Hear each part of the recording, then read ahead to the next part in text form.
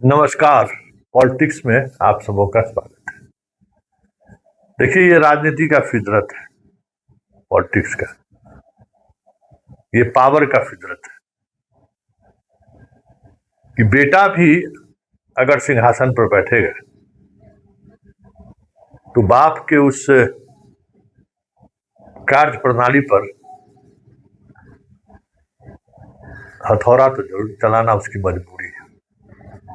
राजनीति का ये डिमांड है, सत्ता का ये डिमांड है कि बगैर इसके आप सत्ता के शीर्ष पर रह ही नहीं सकते। आपको बनना पड़ेगा। आपको आप क्रूएल हैं ये दिखाना पड़ेगा। देखिए, नीतीश जी अभी गए भी नहीं है, सिर्फ जाने की आहट हुई है तो उनके खासे पसंद के 3 लोगों पर जिस स्तर पर कार्रवाई शुरू हो रही है या जो कार्रवाई होती हुई दिख रही है, मुझे लगता है कि उसी का एक परिणाम है। बिहार के पूर्व डीजीपी एस के सिंघल सिपाही बहाली के मामले में जो प्रश्न पत्र लीक हुआ था और जिस तरीके से लीक हुआ था, नीतीश ही थे जो बच गए। इसी तरीके से नीतीश के सुशासन में, यूं कहे कि नीतीश के सुशासन में जो 2-4 बाहुबली का बाहुबल बना रहा, उसमें एक पप्पू पांडे भी है। और पप्पू पांडे पर जिस तरीके से दबिश बनाई जा रही है, यह संयोग नहीं है,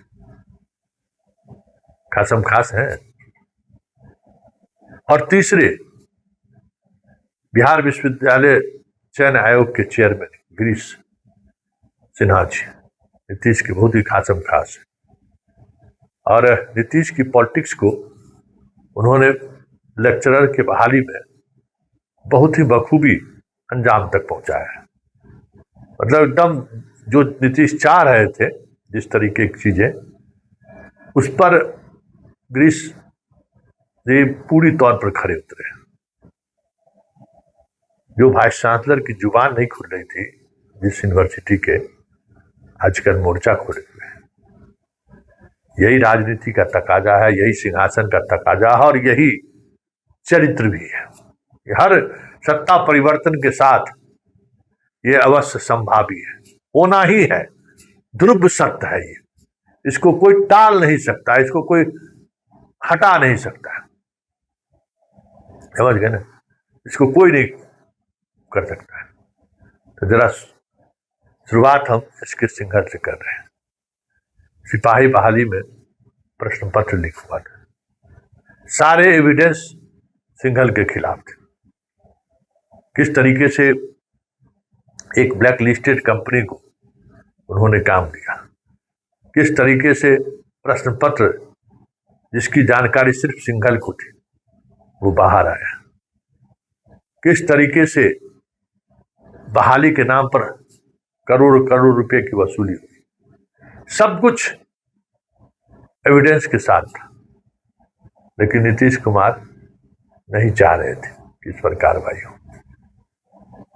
लेकिन तथ्य इतने थे, साक्ष्य इतने थे जो थोड़ा मुश्किल था। फिर भी एक प्रशासनिक चेतावनी देकर इनको छोड़ दिया गया और उनको वहां से हटा करके बिहार विद्युत बोर्ड है ना, उसका सुरक्षा सलाहकार बना दिया गया। तो हम खबर चलाए, देखे वो मीटिंग में बैठ के हैं, तब ये जनाब आ गए।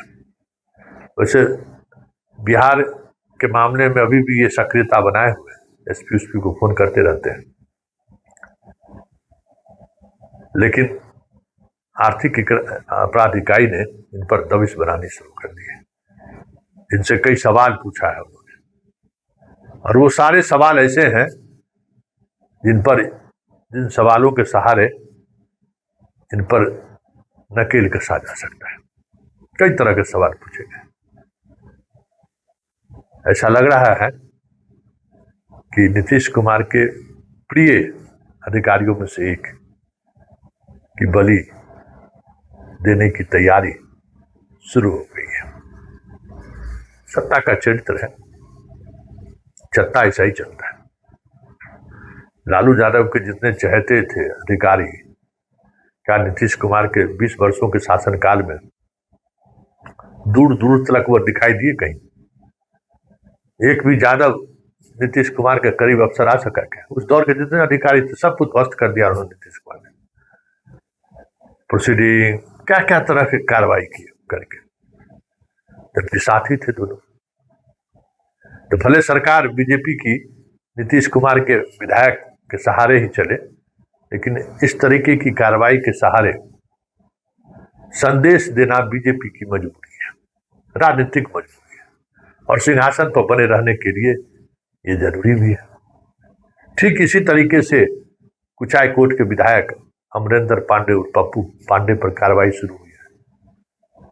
4 लोग उनके जेल गए और उनके पूरे साम्राज्य को पुलिस मुख्यालय के स्तर पर खंगाला जा रहा है। उनके एक एक कुकृत्य पर सरकार की पैनी नजर है।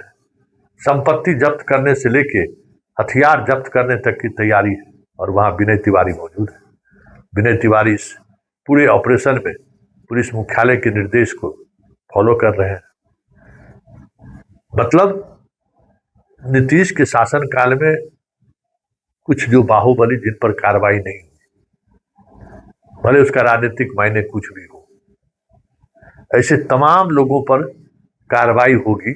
यह संकेत पप्पू पांडे पर कार्रवाई करके हमें लगता है कि आने वाली सरकार ने दे दी है। और चलते चलते बिहार विश्वविद्यालय चयन आयोग, जिसके डॉक्टर गिरीश कुमार चेयरमैन है, नीतीश के खासम खास आदमी, हजारों प्रोफेसर, असिस्टेंट प्रोफेसर की बहाली इन्होंने की है। और उस बहाली के दौरान नीतीश के उस तमाम एजेंडे को 100% लागू किया है, जिसको लेकर इतनी होशियारी से नजर चुराई गई है, जिसको पकड़ना मुश्किल ही नहीं, नामुमकिन है। बहुत ही इन्हीं के तरह ही समझदार व्यक्ति ही उन चीजों को पकड़ सकता है। लेकिन समझ देखिए, इनकी नियुक्ति पर अब जो लोग गए हैं ज्वाइन करने, उन पर सवाल खड़े किया जाने लगा है कुलपति के द्वारा। कुलपति इन्हीं को घेरे में लेने लगा है कि बहाल करने के वक्त में जांच नहीं किए, और अब हमको कहते हैं जांच करिए, और गलत पाया गया तो आप पर कार्रवाई होगी। ऐसे कैसे होगा? गलत लोगों को इन्होंने बहाल कैसे कर दिया? फिर हाईकोर्ट जिस तरीके से दबिश बनाई हुई है, नीतीश कुमार के 20 वर्षों के शासनकाल में लोकतंत्र के सभी तंत्रों पर समान रूप से नीतीश का कब्जा रहा, चाहे वो जुडिशियरी हो, मीडिया हो, ब्यूरोक्रेसी हो, या फिर विधायकी हो, सब पर समान कंट्रोल रहा। एक भी अनकंट्रोल वाली स्थिति में नहीं रहा। पूरे 20 साल के शासनकाल में नीतीश कुमार कभी असहज नहीं हुए हाईकोर्ट के किसी फैसले की वजह से। लालू यादव तो उसी में असहज हो, समझ ही नहीं पाए, लेकिन नीतीश इस बात को समझते थे। बहुत ही होशियारी से अपने पूरे कार्यकाल के दौरान जो मन हुआ, जैसे भी हुआ, सब कुछ किया इन्होंने। लेकिन एक पर भी दाग इनको नहीं लगा। एक भी इनके फैसले पर कोर्ट ने सवाल नहीं करेगी। मीडिया भी इनके साथ खड़ी रही। तो ये सारे स्तंभ जो नीतीश की वजह से नतमस्तक रहा, अब वो भी सर उठाना शुरू कर दिया है। प्रोफेसर बहाली को लेकर अखबार में खबरें आनी शुरू हो गई है। चैनल पर थराथर खबर चल रहा है, और कोर्ट भी उसी तरीके से एक्शन में दिख रहे हैं। चलिए, यही तो पॉलिटिक्स है, यही तो पावर है, यही तो राजसत्ता है, जो समय के साथ बदलता रहता है। चलिए, पॉलिटिक्स में फिलहाल इतना ही। इजाजत दीजिए। नमस्कार।